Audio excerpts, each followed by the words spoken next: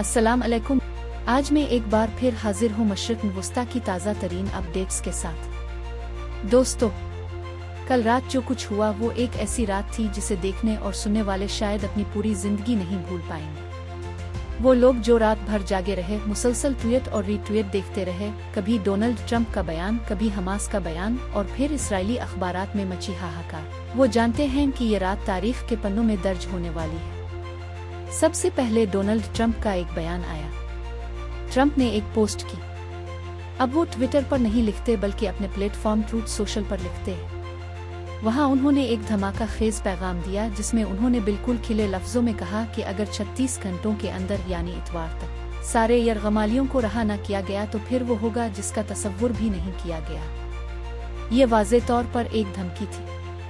जैसे ही ये पैगाम आया, इसराइल के तमाम हिमायती हलकों और अखबारात में हलचल मच गई। सबको ये लगा कि हमास तो इस शर्त को कबूल करने वाला नहीं है, क्योंकि अरब और मुस्लिम ममालिक ने जो एक अमन तजवीज़ तैयार की थी, इसमें इसराइली वज़ीर-ए-आज़म नेतन्याहू ने अपनी मर्जी के मुताबिक कई अहम तब्दीलियां करवा ली थी जो फ़लस्तीन और ख़ास तौर पर गज़ा के लिए नाकाबिले कबूल थी।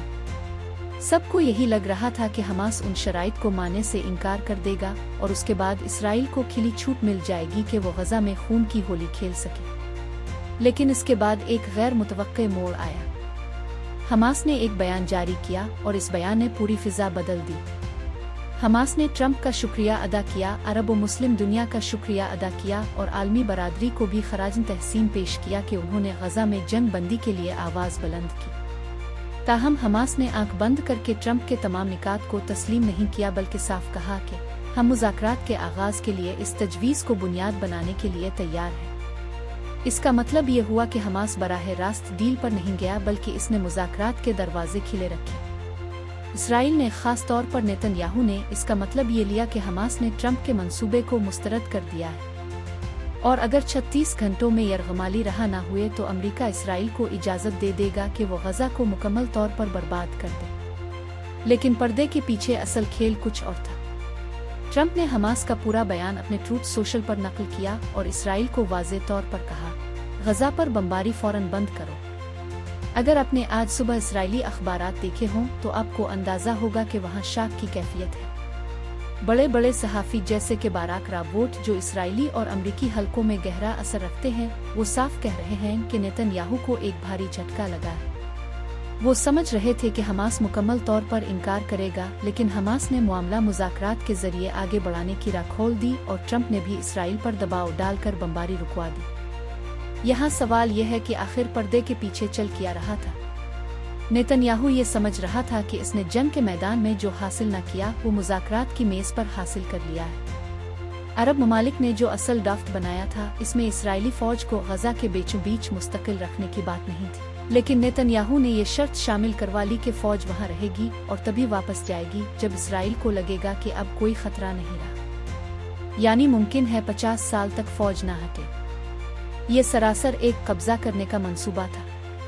इसीलिए अरब ममालिक में गुस्सा फूट पड़ा। पाकिस्तान के वजीर खारजा इसहाक डार ने खिलकर कहा कि ये वो ड्राफ्ट नहीं है जिस पर हम मुत्तफिक हुए थे। कुतर, सऊदी अरब, ऑर्डन और इंडोनेशिया ने भी अपनी बेरहमी का इजहार किया। असल में ट्रंप को चाहिए था कि इस सारी कोशिश का क्रेडिट मिले और वो चाहता था कि इसे नोबेल प्राइज भी मिले कि इसने मशरिक़ वुस्ता में जंग बंदी करवाई। लेकिन साथ ही अमरीका के अंदर एक और दबाव भी था। अमरीकी अवाम और वहाँ के बड़े मुबस्सिरीन सवाल उठा रहे थे कि आखिर क्यों अमरीका अपनी दौलत और वसाइल इसराइल पर कुर्बान कर रहा है। ट्रंप के करीब तरीन साथी जैसे कि टुकर कार्लसन खिलकर कह रहे हैं कि अमरीका के लोग बेघर हो रहे हैं, बेरोजगार हो रहे हैं, लेकिन हम इसराइल को अरबों डॉलर और हथियार दे रहे हैं। इसी दबाव के नतीजे में ट्रंप ने कुतर के साथ एक खास डील की। इसमें यह तय हुआ कि अगर कुतर पर कोई हमला होता है तो अमरीका इसको अपने ऊपर हमला समझेगा।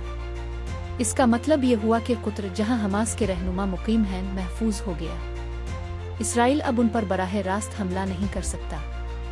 ये हमास के लिए एक बड़ी जमानत थी कि उनके नुमाइंदे महफूज हैं। साथ ही ये बैकडोर मुज़ाकरात जारी रहे कि इसराइली फ़ौज को गज़ा के बीच में रखने का कोई तवील मंसूबा काबिल कबूल नहीं। मुमकिना तौर पर एक टाइम फ्रेम तय किया जाए कि चंद महीनों में फ़ौज वापस चली जाए। दोस्तों, ये बात बिल्कुल वाज़ेह है कि इस वक्त ना इसराइल जीता है ना हमास। दोनों ही कमज़ोर हुए हैं। हमास के पास भी महदूद रास्ते हैं, क्योंकि इस पर सवाल उठ रहा है कि वो 2007 के बाद इंतखाबात क्यों नहीं करवा रहा और गजा की नुमाइंदगी का दावा कैसे करता है। दूसरी तरफ नेतन्याहू की सियासत का इन्हिसार सिर्फ और सिर्फ जंग पर है। अगर जंग खत्म हुई तो इसकी हुकूमत खत्म हो जाएगी। अब बड़ा सवाल यह है कि अगर गजा का महाज बंद होता है तो क्या इसराइल कोई नया महाज खोलेगा? क्या ईरान अगला हदफ बन सकता है? लेकिन ईरान कोई आसान शिकार नहीं है। अगर इसराइल ने ईरान पर हमला करने की कोशिश की तो खित्ता एक नई आग में झुलस सकता है और इसमें कतर, सऊदी अरब और दीगर ममालिक की पोजीशन बहुत अहम होगी। फिलहाल खुशी की बात यह है कि गजा पर बमबारी रुक गई है। वहाँ के लोग जिनके घर अब तक सलामत हैं, कुछ देर के लिए सुकून की सांस ले रहे हैं। लेकिन ये सुकून कितना देर पा होगा, ये आने वाला वक्त बताएगा। आखिर में यही कहना है कि जब तक फ़लस्तीन को आज़ाद रियासत का दर्जा नहीं मिलता, मशरिक़ वस्ता में पायदार अमन का ख्वाब देखना फजूल है। ये मसला बार बार भड़केगा और नए सिरे से जंग की आग दिखाएगा। आज के लिए इतना ही। मेरी तबीयत कुछ नासाज है, इसलिए ज़्यादा अपडेट्स नहीं दे पा रहा। इंशाअल्लाह अगली बार फिर मुलाकात होगी। बहुत शुक्रिया।